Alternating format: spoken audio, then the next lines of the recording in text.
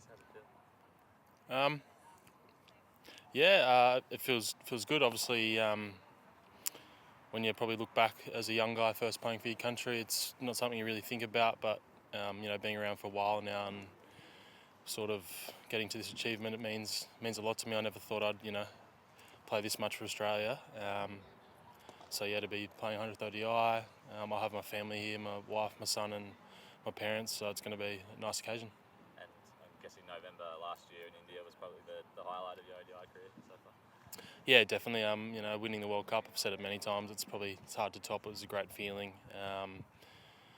That feels like a long time ago now. It all moves on really quickly. So 100th ODI, got a fairly new young crew that you saw in the T20s. A couple of the older faces back, but it's nice.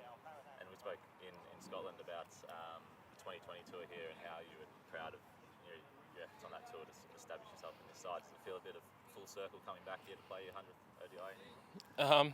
A little bit. I mean, looking back on the 2020 tour here, it was a little bit different. COVID, the lockdown, so it's nice to be. This is my first proper tour of England where you're kind of going from stadium, travelling on the bus or the train and playing the next day. So it's going to be a bit of a grind the next 10 days. It's going to be tough for the body and the mind, but looking forward to it. Anyone else? Questions for Adam? Congratulations on the 100.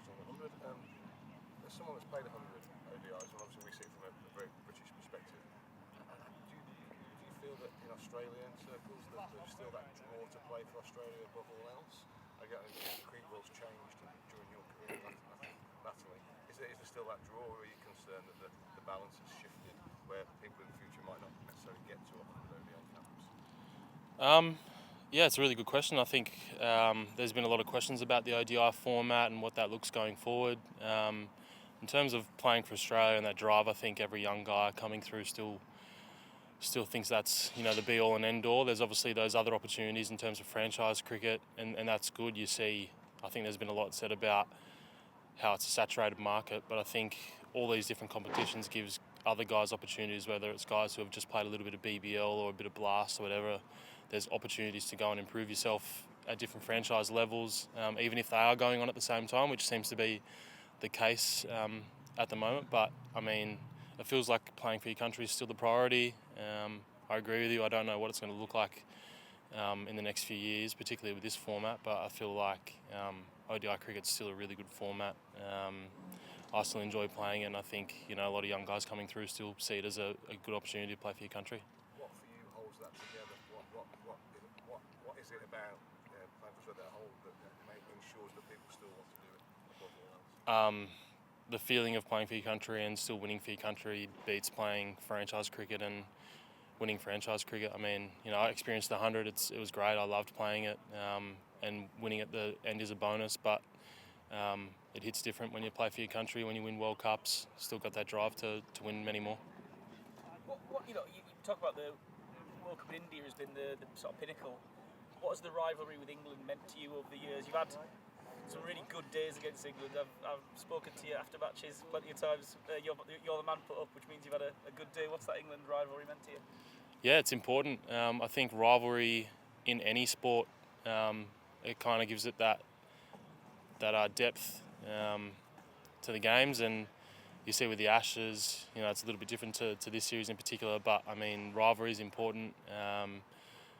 The one against England's always great. It was disappointing that we got washed out in Manchester. It would have been nice to go through to that decider.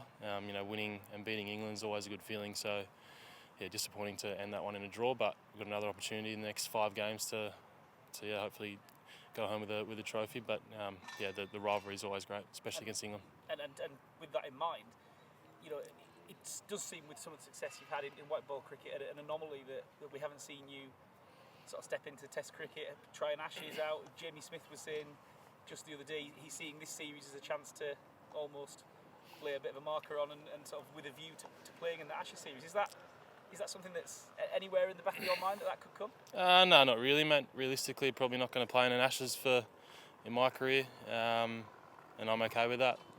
People ask me about Test cricket, and I've still got a bit of drive to play that. But in terms of playing in England or playing in Australia against England, I don't think it's a possibility.